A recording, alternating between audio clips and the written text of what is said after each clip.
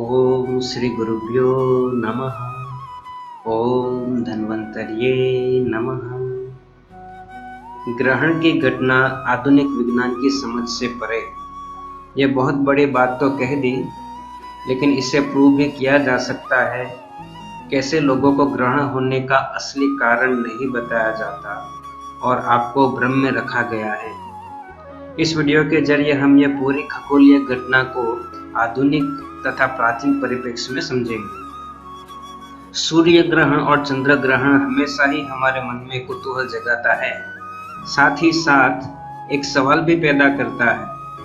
TV पे एक तरफ वैज्ञानिक और दूसरी तरफ ज्योतिष शास्त्रियों के बीच में आर्ग्यूमेंट्स हमने कई बार देखे। आज हम इसको वैज्ञानिक दृष्टिकोण से ही देखेंगे और मैं आपको बताऊंगा कैसे आधुनिक विज्ञान आज भी ग्रहण एक्लिप्स के बारे में अधूरी जानकारी रखता है और भारतीय ज्योतिष विज्ञान अब भी उससे एक कदम आगे है। हम मॉडर्न साइंस की थ्योरी के साथ प्राचीन ज्योतिष थ्योरी को कंपेयर करेंगे। आपको बहुत ही ताज्जुब होगा कि ये थ्योरी हमें कभी भी नहीं बताई गई। तो सबसे पहले सवाल ये है कि ग्रहण क्यों होता है? तो जवाब आसान है।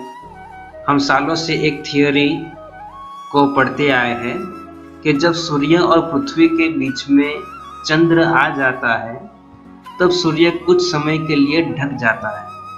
बस यही होता है सूर्य ग्रहण। वैसे ही सूर्य और चंद्र के बीच में जब पृथ्वी आ जाती है उसको कहते हैं चंद्र ग्रहण।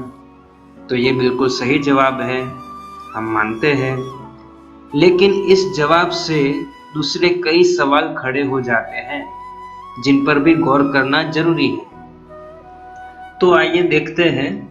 सवाल यह है कि अगर सूर्य और पृथ्वी के बीच में चंद्र आने से सूर्य ग्रहण होता है तो ये कंडीशन तो हर अमावस्या मतलब न्यू मून के दिन होती है। हर अमावस्या को सूर्य और पृथ्वी के बीच में चंद्र की स्थिति होती है, तो हर महीने की अमावस्या को सूर्य ग्रहण क्यों नहीं होता? तो इसका जवाब भी मॉडर्न साइंस के पास है।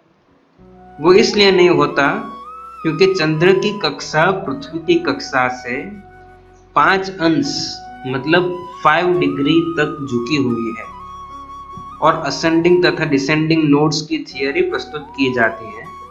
मतलब चंद्र थोड़ा सा टेढ़ा होने की वजह से हर अमावस्या को ये तीनों सूर्य, चंद्र और पृथ्वी स्ट्रेट लाइन में नहीं आते। जब वो एकदम स्ट्रेट लाइन में आते हैं तभी ग्रहण होता है। आप कोई भी वेबसाइट, नासा की वेबसाइट पे चले जाओ, आपको यही जवाब मिलेगा। अब इस जवाब पे, ये थियरी पे कई प्रश्न चिन्ह लग जाते हैं। मेरे हिसाब से अगर चांद का अपनी कक्षा में टेढ़ा मेढ़ा होना ही एक वजह है हर अमावस्या को सूर्य ग्रहण ना होने का या हर पूर्णिमा को चंद्र ग्रहण ना होने का, तो ग्रहण एक पीरियोडिक मतलब निश्चित समयांतर के बाद होने वाली घटना होनी चाहिए। पीरियोडिक इवेंट्स वो घटना है जो एक निश्चित अंतराल के बाद होती है, जैसे कि ऋतु परिवर्तन, विंटर के बाद समर का आना, समर के बाद मॉनसून का आना, रात और दिन की घटना, फुल मून और न्यू मून की घटना, ज्वार भाटा मतलब टाइड एंड एब्स, ये वगैरह। क्योंकि अगर चांद का अपनी कक्षा में 5 डिग्री टेढ़ा होना कारण है तो चांद की गति तो निश्चित है, चांद की रोटेशन और रेवोल्यूशन की स्पीड निश्चित है। रोटेशन और रेवोल्यूशन को हम परिभ्रमण और परिक्रमण कहते हैं। उसका परिक्रमण काल 27.3 दिन होता है, 27.3 डेज।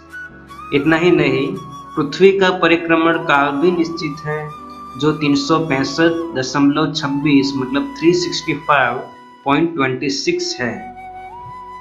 अगर चंद्र और पृथ्वी का रेवोल्यूशन समय निश्चित है तो ग्रहण क्यों साल में कभी भी होता है? कभी जनवरी में भी होता है, कभी जून में भी होता है। और ऐसी कौन सी पद्धति है जिससे हम ग्रहण काल निश्चित कर सके? कोई फिजिक्स का फॉर्मूला है? अगला ग्रहण कब होगा ये कैसे पता करें? है जवाब आपके पास? गूगल करिए, ढूंढते ही रह जाएंगे। और एस्ट्रोनॉमी के पास है ही नहीं। लेकिन हमारे प्राचीन खगोल विज्ञान के पास इसकी गणना करने की पद्धति भी है और समझ भी है।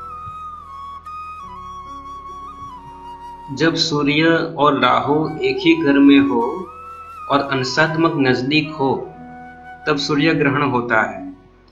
जब सूर्य और राहु तथा चंद्र और केतु एक ही घर में हो और अंशात्मक नजदीक हो, तब चंद्र ग्रहण होता है।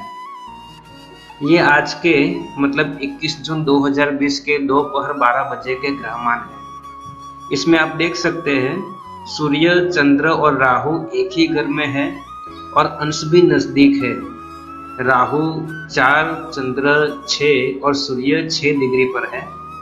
ये होता है ग्रहण काल। अगर ग्रहण का समय भी प्री डिटरमाइन करना हो तो राहु और केतु की ही स्पीड और कैलकुलेशन का आधार लेना पड़ेगा, फिर नासा हो या इसरो हो। दूसरा, आपको यह बताया जाता है कि ग्रहण एक सामान्य खगोलीय घटना है। इससे कुछ डरने की या अंधश्रद्धा पालने की जरूरत नहीं है। अगर यह सामान्य घटना है तो क्यों ग्रहण के समय दुनिया भर के साइंटिस्ट और एस्ट्रोनॉमर्स टेलीस्कोप लेके ग्रहण की जगह पे खड़े हो जाते हैं? क्या ऑब्जर्व करते हैं? ये इसलिए पहुंच जाते हैं क्योंकि इन्हें अब भी पता नहीं चला है ग्रहण क्यों होता है। हमारा ज्योतिष और खगोल विज्ञान बहुत ही विशाल और सरल है। आपको कोई भी प्रश्न हो तो कमेंट करें, आपको उत्तर मिलेगा। जहाँ तक राहु और केतु का सवाल है, तो राहु भी होता है और केतु भी होता है। इसका फिजिकल एक्सिस्टेंस भी होता है। ये दुनिया में ऐसी बहुत सारी चीजें हैं जो दिखती नहीं है लेकिन होती है। आयुर्वेद और ज्योतिष के ऐसे कई रहस्यमय बातें जानने मेरा चैनल जरूर सब्सक्राइब करें और वीडियो को लाइक जरूर करें।